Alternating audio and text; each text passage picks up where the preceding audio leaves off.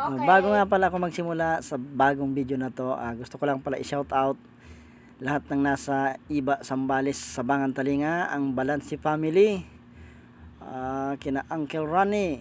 Hindi ko na isa-isahin kasi napakadami yung balansi dyan. Bali ito nga pala yung sentro ng tabako. So bali yan, nakikita nyo katabi ng Mercury. Ayan, tatlong palapag na yan na building. Yan yung oriental dito sa amin. So bali dyan kami nagkakilala ng pamangkin yung si Rhea. So bali nagtatrabaho kami dyan at nagtatrabaho ako. Halos ang kontrata ko dyan nasa 3 buwan lang. Sumasahod ako dyan ng mga nasa 190 per day.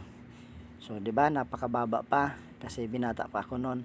Pero wala naman ako na kukuha doon sa sahod ko kasi halos binibigay ko lahat sa mama ko. Ganun ako dati nung binata pa ako. At dyan kami nagsimula at dyan kami nagkakilala. Diyan nabuo yung unang anak namin na panganay na si Kimberly. Yan. So bali. So hali putol man nga sa nangani ang bidyong ini kaya hanggang digdi na sa nangani sa ko yung bidyong ini.